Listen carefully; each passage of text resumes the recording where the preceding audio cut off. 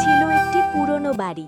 সেই বাড়িতেই থাকতেন হরিনাথ বাবু এবং তার দুই মেয়ে সীতা আর গীতা।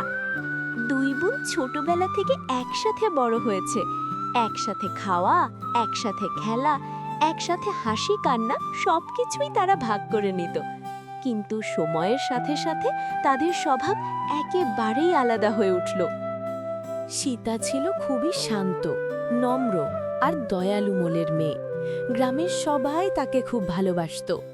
কেউ অসুস্থ হলে সীতা তার পাশে দাঁড়াতো, কারো কষ্ট হলে সবার আগে সাহায্য করত। অন্যদিকে গীতা ছিল খুব সুন্দর, কিন্তু তার মনে ছিল অহংকার আর ঈর্ষা। যখনই কেউ সীতার প্রশংসা করত, গীতার মনে হিংসের আগুন জ্বলে উঠত। সে ভাবত, আমি এত সুন্দর, তবুও সবাই সীতাকেই কেন ভালোবাসে? সীতা সব বুঝত, কিন্তু কখনো কিছু বলতো না। সে শুধু ভাবত, একদিন গীতা সব বুঝবে। একদিন হরিনাথ বাবু দুই মেয়েকে ডেকে বললেন, এবার তোমাদের বিয়ের সময় হয়েছে। সীতা লজ্জায় মাথা নিচু করে রইল, কিন্তু গীতার চোখে আনন্দের ঝিলিক দেখা গেল। কিছুদিন পর সীতার জন্য সম্বন্ধ এলো রামের। রাম ছিল একজন সৎ, পরিশ্রমী কিন্তু গরিব কৃষক। গীতা এই কথা শুনে হেসে বলল, বাহ, দিদির তো দারুণ জীবন হবে, সারা দিন মাঠে কাজ করবে।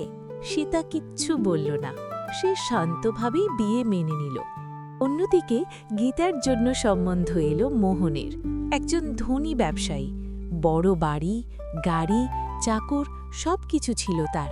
গীতা খুব খুশি হয়ে ভাবল, এইটাই আমার প্রাপ্য জীবন। সীতা তার স্বামী রামের সাথে ছোট একটি কুঁড়ে ঘরে নতুন জীবন শুরু করল। বাড়িতে তেমন কিছু ছিল না, ছোট রান্নাঘর, একটু চাল ডাল আর অনেক কষ্ট। কিন্তু রাম সীতাকে খুব ভালোবাসত।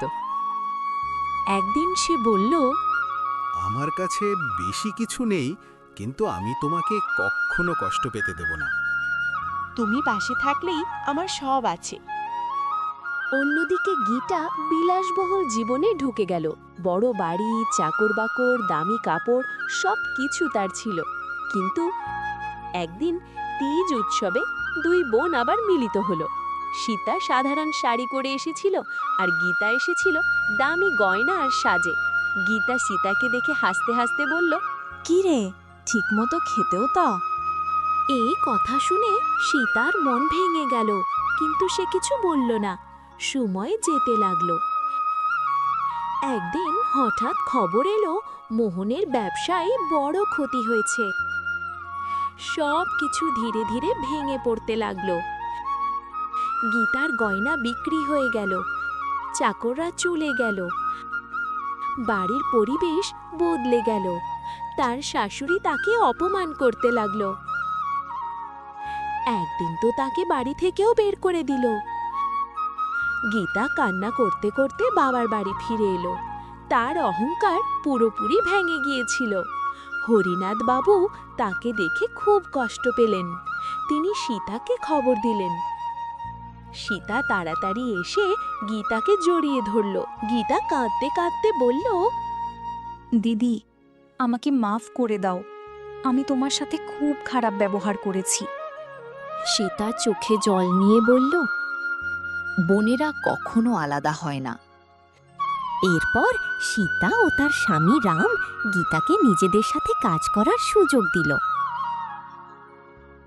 প্রথমে গীতার খুব কষ্ট হতো। মাঠে কাজ করা, সবজি তোলা সবকিছুই তার কাছে নতুন ছিল। কিন্তু ধীরে ধীরে সে শিখে গেল।